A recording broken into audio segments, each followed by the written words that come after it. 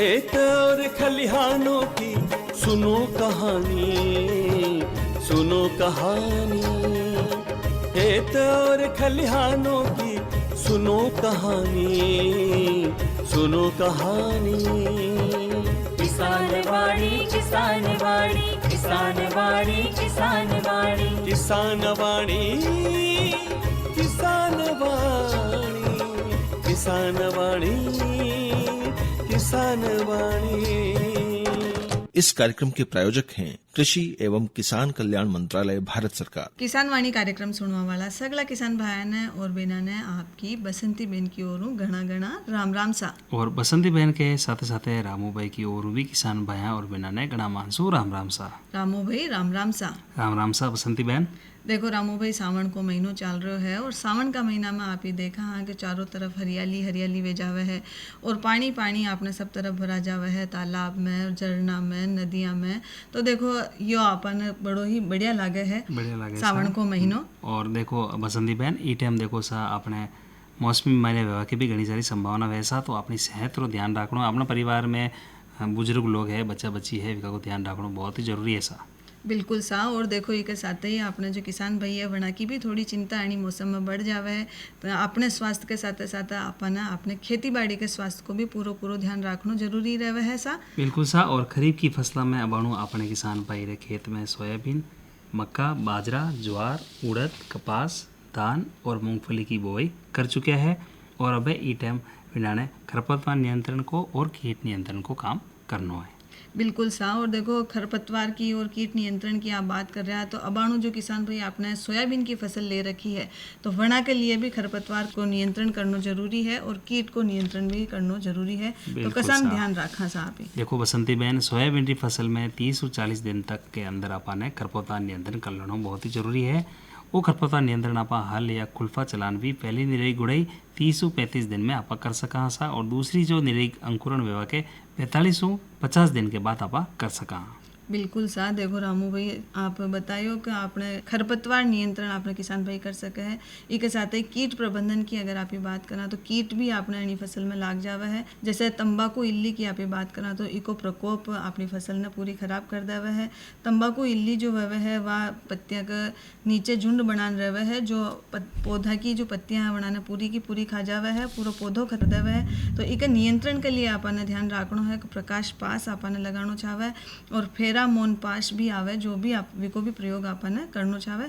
बिल्कुल सर बसंती बहन, इके लाल लारे अपने किसान भाई एक नियंत्रण के लिए क्विनोलोफास 25 सीसी 1.0 लीटर या प्रोफेनोफास 50 सीसी 1.0 लीटर प्रति हेक्टेयर के हिसाब छिड़काव भी कर सके है, ताकि जो आप तंबाकू इली है इसको जो प्रकोप है इन्हों भी नियंत्रण पा सके है।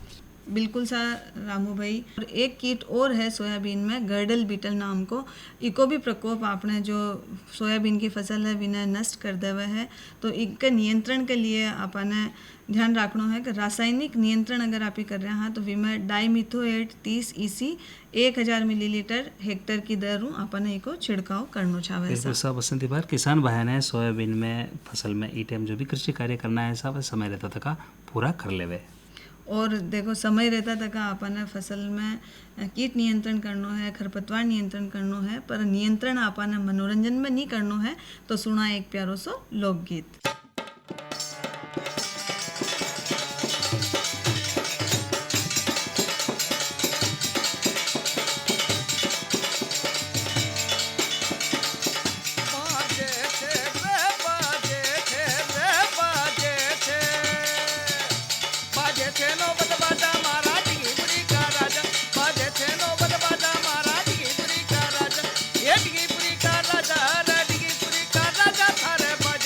राजा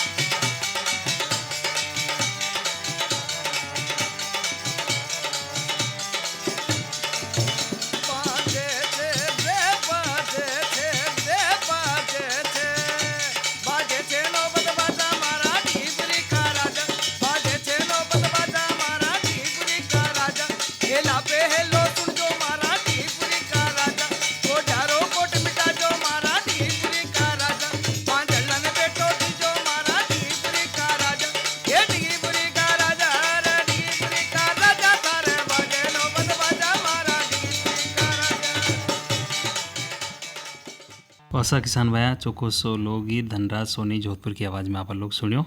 और अब बात करा आप जैविक खेती के बारे में। तो आज आपने जैविक खेती के बारे में अनुभवी प्रगतिशील कृषक बबलू कुमाव जी अच्छी सी जानकारी आपने दे रहा, तो मिल बैठ सुना पाया चौकी सी जानकारी। बबलू जी, कार्यक्रम में स्वागत है। राम राम सा। राम सर। बबलू जी, सबसे पहले तो यही जानकारी चाहते हैं कि जैविक खेती की और रुझान आपका कैसे हुआ। सर हम मान चले तो हम लगभग 3 साल से कंटिन्यू जैविक खेती कर रहे हैं। फर्स्ट में हम भी फर्टिलाइज़र यूज़ करते थे, हमारे पिताजी भी यूज़ करते हैं, हम भी यूज़ करते आ रहे थे। हमने 3 साल पहले हमने खुद का वर्मी कंपोस्ट का प्लांट डाला। तो फर्स्ट में हम नए थे, तो लगभग हमने 1 बीघा ज़मीन में केवल वर्मी कंपोस्ट डाल के गेहूँ की खेती से स्टार्ट किया था। आपको किसने कहा कि अब जैविक खेती करनी चाहिए? मन इच्छा से हम जैविक खेती करें। इसमें हमने को जो फर्टिलाइज़र यूज़ करके हम जितना प्रॉफिट नहीं कमा पाते, उससे 10 गुना अपने को ज़्यादा प्रॉफिट है। जो हमारा किसान भाई रसायन का उपयोग करता है, DAP है, यूरिया है, SSP है, ये काम में लेता है, इसका कोई फ़ायदा उसे नहीं हो रहा? सर उसका भी उनको फ़ायदा हो रहा, पर जैसे हम वर्मी कंपोस्ट खाद यूज़ करते हैं तो उसका किसान को ज़्यादा फ़ायदा मिल पाता है। किस तरह से हमारे किसान भाइयों को फ़ायदा होता है जैविक खेती करने से? सबसे बड़ा फ़ायदा है कि आजकल हम गेहूँ बो रहे हैं तो मार्केट रेट है लगभग 2400-2500 रुपये क्विंटल प्रति क्विंटल है। तो हम अगर वर्मी कंपोस्ट से अपने गेहूँ ले रहे हैं, गेहूँ हो चाहे मक्का हो, मूंगफली हो, कोई सी भी अन्य फसल हो, तो लगभग गेहूँ का मान चालो तो लगभग अभी प्रेजेंट टाइम में मार्केट रेट है लगभग 6500 के आसपास। और इधर हमने जो फर्टिलाइज़र से हम गेहूँ ले रहे हैं उसके 2500-2600 के आसपास हमें रेट मिलता है। एक तो बाजार में दाम जैविक खेती से जो उपज तैयार होती है उसका अच्छा मिलता है। जी सर। अच्छा, लागत में भी कमी आती है क्या? सर लागत में भी कमी आती है अपने को। कैसे?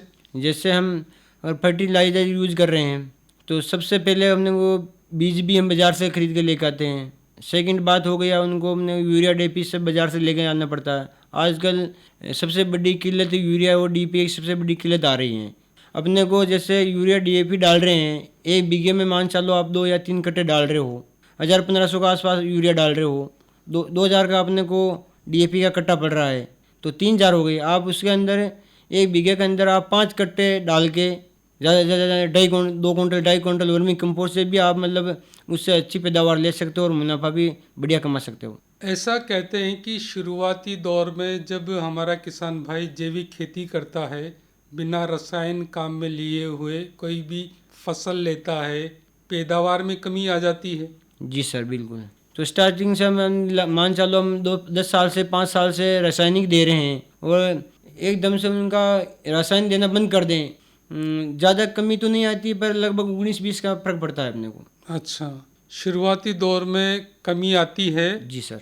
बाद में सही हो जाती है? बाद में सर अपने यूरिया DAP से भी पैदावार बढ़ जाती है।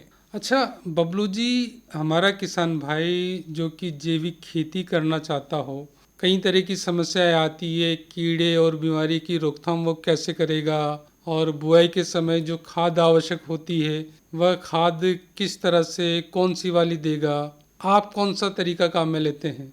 जी सर, हम कोई भी फसल बोते हैं तो हम वर्मी कंपोस्ट ही यूज लेते हैं। किस समय आप डालते हैं ये? जब हम चाहे मक्का हो गया चाहे गेहूँ हो गया, कोई फसल बो रहे हैं बिजाई कर रहे हैं उस टाइम यूज लेते हैं। सेकंड बार यूज लेते हैं लगभग फसल अपने को 20 दिन की 25 दिन की हो जाती है, उसके बाद हम सेकंड बार वो वर्मी कंपोस्ट डालते हैं। तरीका क्या रहता है बुआई के समय डालने का? बुआई के समय में हम मशीन में डालते हैं, उनके साथ बिजाई करते हैं। सबसे बढ़िया पैदावार किस फसल की आपके यहाँ हो जाती है? सबसे बढ़िया पैदावार गेहूं की। अच्छा, गेहूं में कई बार दीमक का प्रकोप होता है, दूसरी परेशानियां भी आ जाती है। जब कभी किसी फसल में कीड़ा या बीमारी लग जाती है, रोकथाम के लिए किस तरह का उपाय अपनाते हैं? जी सर, हमारे फसल में इल्ली कीड़े लगते हैं और सबसे बड़ी समस्या होती है लगभग आजकल फंगस की ज़्यादा हो रही है। तो हम अगर जैसे हम गाय भैंसा का डाट गोबर डालेंगे तो जायज़ है कि अपने खेतों में फंगस आएगी, इससे अपने फसल प्रभावित होगी। कोई भी किसान भाई गोबर यूज कर रहा है तो गोबर यूज ना करके वर्मी कंपोस्ट यूज करे तो उसके खेत में फंगस की समस्या खत्म हो जाएगी। और सेकंड बात रहेगी कि कीड़े लगने की। तो कीड़े लगने का अपने वो सबसे आसान तरीका है कि हमने जो वर्मी वॉश होता है उसको अब पौधों की जड़ों में अगर कीड़े लग रहे हैं तो भी नष्ट हो जाएंगे। अगर ऊपर पौधे के ऊपर कीड़े लग रहे हैं तो आप ऊपर स्प्रे करके भी उनसे कीड़े नष्ट किए जा सकते हैं। जैसे मक्का में इल्ली का प्रकोप होता है, फॉल आर्मी कीड़ा लगता है, उस समय कौन सी दवा या जैविक उत्पाद काम में लेते हैं और कीड़े की रोकथाम करते हैं? इसी से हम वर्मी वॉश काम में लेते हैं, इससे मतलब ना कि कीड़े की रोकथाम हो जाती है। अच्छा, तरीका कैसा रहता है छिड़काव करने का? स्प्रे मशीन से आप छिड़काव कर सकते हैं। ये रसायन के बराबर प्रभावशाली होता है? उस रसायन से भी 10 गुना तेज है, पर है अपने स्वास्थ्य के लिए बढ़िया है क्योंकि ऑर्गेनिक तरीके से है। अच्छा, आप स्वयं तैयार करते हैं वर्मी वाश, वर्मी कंपोस्ट? जिस सर हम स्वयं तैयार करते हैं। तरीका क्या रहता है? कुछ नहीं, अपने 3 मटकी चाहिए अपने को। 3 मटकियों में जैसे ऊपर का मटकी हो गया तो उसमें हम पानी डाल देंगे, फर्स्ट का लेवल पे हम पानी डाल देंगे। सेकंड मटकी होगी उसमें हम 5 केजी केचुआ और 5 केजी गोबर डालेंगे। वो नीचे की मटकी को हमने खाली छोड़ना है।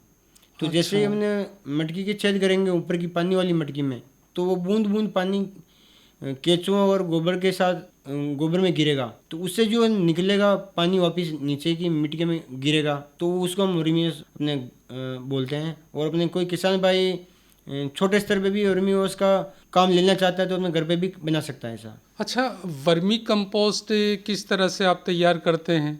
जी सर, वर्मी कंपोस्ट की मान चालो तो हमारे 2 महीनों की प्रोसेस रहती है। 2 महीनों के बाद तैयार होता है। जैसे हमें पहले फर्स्ट काम तो होता है हमारा रॉ मटेरियल का। ये कहाँ से लाते हैं? ये सर हम कोटा से इंपोर्ट करते हैं। अच्छा, तो हम कोटा से इंपोर्ट करने के बाद हम गोबर आपके यहाँ पर कोटा से आता है? जी सर, आसानी से मिल जाता है? आसानी से मिल जाता है। किस भाव में आपको मिल पाता है? हमें को पड़ जाता है 1.5 रुपये केजी में घर पे आ जाता है। 1.5 रुपये किलो में? हाँ, 1.5 रुपये किलो में हमारा ट्रांसपोर्ट खर्चा सब कुछ का अपने घर पे आ जाता है। अच्छा, जैसे ही आपके यहाँ पर गोबर आता है, कितने दिनों तक उसको रखना होता है? 1-1.5 महीने तक आप रख सकते हो। हम उसी टाइम मंगाते हैं जब हमारे वर्मी कंपोस्ट बनाने के लिए रॉ मटेरियल ख़त्म हो जाता है, तो उस टाइम मंगाते तो अपने को ज़्यादा दिन रहता नहीं। कहते हैं कि गोबर को ठंडा करना होता है। जी सर, कम से कम अपने को अगर गर्मी का टाइम है, जून जुलाई का महीना चल रहा है, गर्मी पड़ रही है, लगभग 50 डिग्री तापमान है, तो उसमें लगभग अपने को 10 दिन ठंडा करना पड़ता है। अच्छा, इस समय कितने बेड आपके पास वर्मी कंपोस्ट के लगे हुए हैं? जी सर, हमारे पास 60 बेड हैं। 35 फीट लंबाई है एक बेड की और हमारे पास 60 बेड हैं। 60 बेड है, एक की 35 फीट। और चौड़ाई कितनी रखी जाती है? चौड़ाई सर 2.5 फीट। अच्छा, मासिक आधार पर देखें तो कितने कट्टे वर्मी कंपोस्ट आपके यहाँ तैयार हो जाते हैं? सर, मासिक आधार देखो तो अपने 1800-2000 के आसपास कट्टे होते हैं। ये स्वयं के काम में आते हैं या बाजार में आसानी से बिक जाते हैं? बाजार में आसानी से बिक जाते हैं। अपने लोग घर पे आके ले जाते होंगे? घर पे आके भी ले जाते हैं और बाजार में भी अपने को मतलब बेचने की ज़रूरत नहीं है कि अपने को कहीं जाना पड़े बेचने के लिए। अच्छा बबलू जी, तरीका क्या रहता है? कैसे आप केंचुए उसमें डालते हैं और कैसे उसकी देखभाल करते हैं? सर, हम जैसे हम रॉ मटेरियल मंगवाते हैं बाहर से, तो उनको पहले हमें 10 दिन तो ठंडा करना पड़ता है। उसके बाद ठंडा होने के बाद हम उसके बेड बने हुए हमारे पास, तो बेड में भरना पड़ता है। और उसके बाद हमें को जो गोबर ठंडा होने के बाद बेड में भरने के बाद कंप्लीट हो गया हमारा काम, तो उसके बाद हम ठंडे गोबर में केचुआ डालते हैं। तो मतलब केचुआ डालने के बाद हम उसको जो जूट की बोरी होती है उससे ढक देते हैं। 2 महीने तक वो कवर अप करना पड़ता है उसको। चेक किस तरह से किया जाता है उसको कि हमारी वर्मी कंपोस्ट तैयार है? जी सर, तो हमने लगभग आज मान चालो आज 30 तारीख है, हमने आज बेड भरे हैं, तो मान चालो अपने को अगली 15 तारीख के आसपास अपने को चेक करना पड़ता है। अगर ऊपर से अगर केचुए नीचे से वर्मी कंपोस्ट बन के तैयार हो गया तो अपने केचुए सब ऊपर आ जाएंगे वापिस, तो अपने को पता चल जाता है कि अपना ऊपर से लगा के नीचे तक अपना वर्मी कंपोस्ट तैयार है। क्या पानी भी डालना होता है? जी सर, इन्हें दिन में रोज पानी डालना पड़ता है। अच्छा, जिस समय बेड हम बनाते हैं किस स्थान का चुनाव हमारे किसान भाइयों को करना चाहिए? अगर कोई किसान भाई अगर नए बेड बना रहा है तो अपने ढलान वाली ज़मीन होनी चाहिए, ऊपर होना चाहिए थोड़ा ऊपर सा। होना चाहिए, और जहाँ पे ऐसी जगह जहाँ बनाए जहाँ पर पानी नहीं भरे, पानी का भराव नहीं हो। छाया भी होना चाहिए। नहीं, खुले में भी कर सकते हैं, अगर छाया हो तो और बेस्ट है कि अपने को बारिश के टाइम में भी अपने को काम करने में आसानी रहती है। ज़्यादा धूप भी नुकसान पहुंचाती होगी। नुकसान तो अगर गर्मी के टाइम में तो ऐसा कुछ नहीं है कि दिन में 2 बार पानी देना पड़ता है, अगर छाँव में है तो अपने 1 बार पानी देना पड़ता है। अच्छा बबलू जी, हमारा किसान भाई चाहता है कि उसकी आमदनी बढ़े, वह मेहनत भी करता है, आपके अनुसार क्या क्या काम उसे करने चाहिए? और कोई किसान भाई अगर आमदनी अपनी बढ़ाना चाहता है तो हम ये बोलना चाहेंगे कि वो जैविक खेती अपनाए, ज़्यादा से ज़्यादा जैविक खेती की ओर बढ़ें, क्योंकि इससे मतलब अपन तो खेती कर ही रहे हैं पर अपने आने वाली पीढ़ी के लिए कुछ छोड़ के जाएं। अच्छा, हमारी मिट्टी किस तरह की हो जाती है यदि जैविक खेती करते हैं तो? अपनी अगर मिट्टी जैविक खेती अगर कोई किसान भाई अगर प्रेजेंट टाइम में भी अगर 2-4 साल से कर रहे हैं तो जैसे अपने पुराने टाइम पे ज़मीन थी, मतलब बिल्कुल नरम ज़मीन थी, और हम यूरिया DAP डालने लगे, लगभग आजकल 20 साल से यूरिया DAP फर्टिलाइजर का लोग यूज़ कर रहे हैं, तो अपनी ज़मीन भी कठोर हो गई, तो उसके अंदर पानी सोखने की क्षमता भी कम हो गई। और अगर हम जैविक खाद का प्रयोग कर रहे हैं लगभग 2 साल से 4 साल से, तो अपने को ज़मीन भी एकदम नरम हो जाएगी। अच्छा बबलू जी, हमारे किसान भाइयों को ये भी बताएं कि पहले की दशा में जब आपके यहाँ पर रसायन से खेती होती थी और आर्थिक दशा में क्या क्या बदलाव आया? सर, रसायन खेती तो लगभग हमारे गांव में भी छोटा कस्बा है तो लोग बाग अभी भी कर रहे हैं। उसमें से लगभग अभी जब से हम 3 साल से हम खुद करने लग गए तो हमारी तरफ देख के लगभग 5-7 किसानों ने में जैविक खेती की ओर कदम बढ़ाया है। वो भी हम लगभग कर रहे हैं, अभी थोड़ी कर रहे हैं जी, कोई 2 बीघा कर रहे हैं, कोई 3 बीघा कर रहे हैं, मैं पर धीरे धीरे बढ़ रहे हैं जैविक खेती की ओर। आमदनी में पहले से ज़्यादा बढ़ोतरी हुई है? जी सर, बिल्कुल आमदनी में बढ़ोतरी हुई है। पहले से अच्छा सामाजिक स्तर हुआ है? जी सर। कोई सलाह देनी हो किसान भाइयों को, क्या देना चाहेंगे? जी सर, अगर कोई रसायन यूज करके उतना प्रॉफिट नहीं कमा पा रहा हो किसान भाई, दुखी हो, मतलब कि रसायन खेती कर रहे तो बाज़ार में उसको मार्केट रेट नहीं मिल पाती है, तो अगर जैविक खेती कर रहा है किसान भाई तो किसी भी टाइम में अपना गेहूँ चाहे मक्का हो, किसी फसल को बेचे अगर वो, तो अपने मुंह मांगे दाम मिल जाते हैं। बबलू जी, आप इस समय युवा हैं और आपने बहुत पहले से करीब 3 सालों से जैविक खेती का तरीका अपना लिया। आज के युवा किसान भाइयों को कोई सलाह देनी हो, कोई बात बतानी हो? जी सर, हम चैनल के माध्यम से यही कहना चाहेंगे कि आपके अधिक से अधिक युवा भाई हैं जो रासायनिक खाद यूज ना करके जैविक खेती की ओर बढ़ें, क्योंकि इसको सबसे बड़ा फ़ायदा, अगर हम जैविक खेती कर रहे हैं तो सबसे बड़ी समस्या खेतों में फंगस की भी होती है, तो वो भी अपने जड़ से नष्ट हो जाएगी। और हम जैविक खेती कर रहे हैं तो अपने आने वाली पीढ़ी के लिए भी कुछ बचेगा, नहीं तो हम रासायनिक से खेती अपनी ज़मीन बंजर हो जाएगी धीरे धीरे आने वाले टाइम में, तो जो हमारे आने वाली पीढ़ी है वो अपनी ज़मीन में कुछ कर नहीं पाएगी। तो इसीलिए हम बोलना चाह रहे हैं कि कोई भी युवा किसान भाई है अपने जो जैविक खेती और ज़्यादा से ज़्यादा बढ़ें। जैविक खेती करके भी हमारा किसान भाई अच्छा लाभ कमा सकता है। बिल्कुल सर। बबलू जी, आपसे बात करके बहुत अच्छा लगा। कार्यक्रम में जानकारी साझा करने के लिए आभार, धन्यवाद। राम राम साहब। राम राम सर। वाह सर, रामू भाई जैविक खेती के बारे में आपने बबलू कुमावत इतनी बढ़िया जानकारी दी दी, और जरूर आपने किसान भाई अगर सुने होगा तो लाभान्वित होगा और जैविक खेती वह करेगा और लाभ लेगा सा। और कार्यक्रम में देखो आज आप ही बात की दी ही खरीफ की फसलों की विमा आपने खरपतवार नियंत्रण करना चाहवा, कीट नियंत्रण आपने करना चाहवा, और एक साथ ही आप जैविक खेती पे भी बात की दी। तो देखो आपने जो किसान भाई है वो बुवाई लगान फसल की कटाई तक खूब मेहनत करे है, पण कदी कदी नरी बार असी प्राकृतिक आपदा आ जावे जेको कही कि अपनी फसल खराब हो जावे, तो ऐसी स्थिति में आपने नुकसान की भरपाई के लिए सरकार आपने लिए एक महत्वपूर्ण योजना चला रखी है, फसल बीमा योजना। और अणी योजना को मुख्य उद्देश्य यो है कि फसल उत्पादन में व्यवहार वाला नुकसान की स्थिति में किसान ने वित्तीय सहायता उपलब्ध करानी और किसाना की आय ने सुरक्षित रखनी है सा। बिल्कुल सा बसंती बहन। और इनमें देखो सा अपना किसान भाई मक्का, ज्वार, उड़द, सोयाबीन, धान, कपास और मूंगफली की फसलें शामिल है सा। अणी योजना में गैर ऋणी किसान आवेदन कर सके है, जो जिला के सभी तहसील का किसान अणी योजना को पूरा लाभ ले सके है। इसके लिए किसान भाई ने आवेदन के लिए बैंक में और इके फंसे जन सेवा केंद्र पर या फंसे फसल बीमा ऐप के माध्यम से भी अपनी फसल को बीमा करा सके।